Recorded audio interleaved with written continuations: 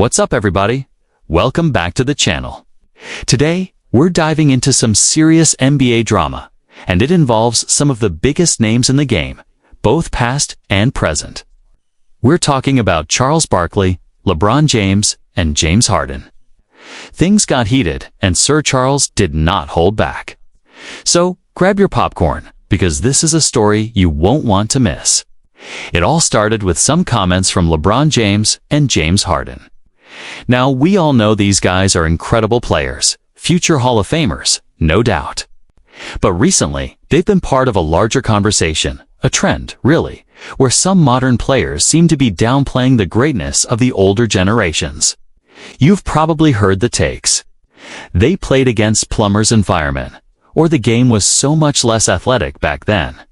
James Harden, in an interview, specifically talked about how he felt he didn't get enough credit for his scoring titles, implying that the pioneers of the game did have to deal with the same level of defensive complexity and athleticism we see today. LeBron has also made comments in the past, questioning how some of the old-school legends would fare in the modern era with its pace, space, and three-point shooting. Now, you can argue there's some truth to the game evolving. Of course it has. But for many, these comments came across as disrespectful, like they were mocking the very foundation the league was built on. And one person who is absolutely not having any of it was the one and only Charles Barkley. If you know anything about Charles Barkley, you know he's never been one to bite his tongue. On a recent episode of Inside the NBA, Chuck went on an epic rant, and he specifically called out LeBron and Harden.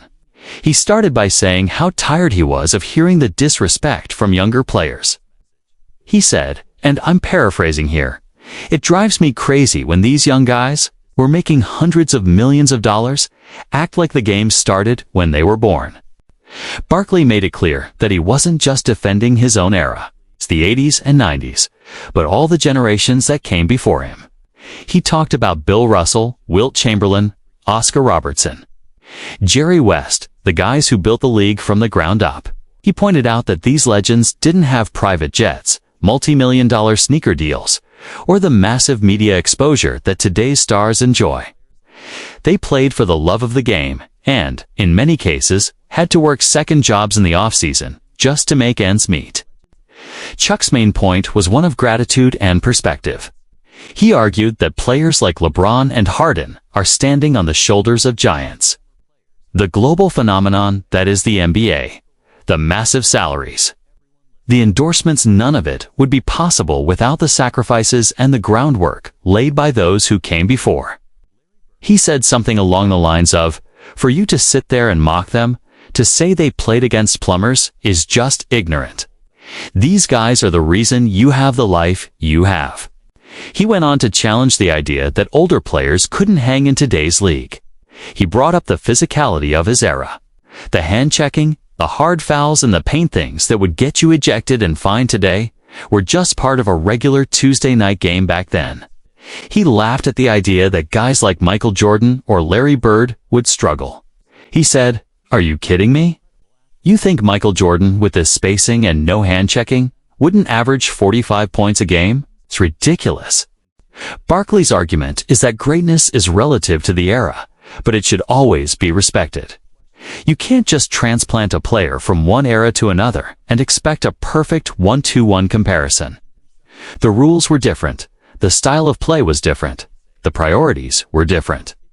He felt that by mocking the past, players like Harden and LeBron were not only showing a lack of historical knowledge, but also a lack of class.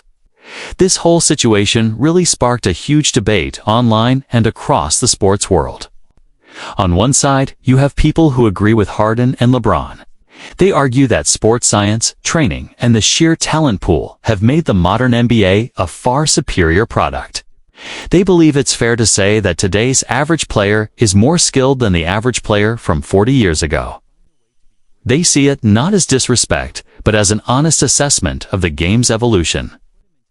They all point to things like three-point shooting percentages and overall offensive efficiency as proof that the game is at its peak right now. But on the other side, you have a massive number of fans, analysts, and former players who are siding with Barkley. They believe this is a classic case of new school arrogance. They feel that history is being rewritten to diminish the accomplishments of the pioneers. They argue that players like Bill Russell with 11 championships or Wilt Chamberlain, who once averaged over 50 points for an entire season, are untouchable legends whose greatness transcends any era. They see the plumbers and firemen argument as a lazy and insulting trope that ignores the realities of the time.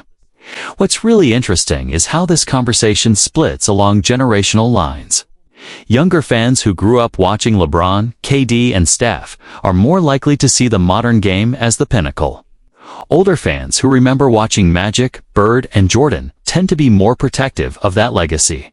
And that's what makes this so fascinating. It's not just a debate about basketball. It's a debate about legacy, respect, and how we view history. Personally, I think there's a middle ground here. Can we acknowledge that the game has evolved and players today are, on the whole, incredibly skilled, while also paying proper respect to the legends who paved the way? I think so.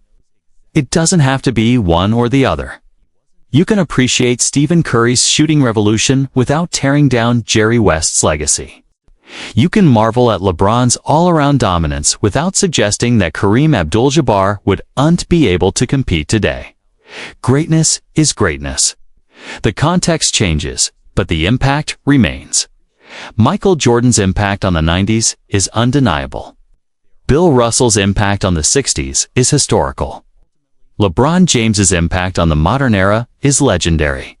Trying to rank them by saying one is definitively better because they played in a different time feels like a pointless exercise. It's like arguing whether a classic muscle car is better than a modern electric supercar. They're both amazing feats of engineering, built for their time, with different strengths and weaknesses. Charles Barkley's rant resonated with so many people because he was speaking from the heart. He wasn't just defending his friends or his own legacy. He was defending the integrity of the game's history. He was calling for a level of respect that he feels is missing from some of today's conversations. And whether you agree with him or not, you have to admit, he made some incredibly powerful points. He reminded everyone that the NBA is a long, incredible story, and every chapter is important. The current chapter, with stars like LeBron and Harden, is amazing, but it's built on all the chapters that came before it. So, what do you guys think? Was Barkley right to call out LeBron and Harden? Are modern players being disrespectful to the old-school legends? Or is it fair game to say that the league is better and more skilled than it has ever been? This is one of those debates that could go on forever, and I really want to hear your take on it. Drop your thoughts in the comments below. Let's get a good discussion going. Who do you think is in the right here? And that's our deep dive for today. It's a complex issue with passionate arguments on both sides. At the end of the day, we're all just fans who love this game, and debating its history is part of the fun.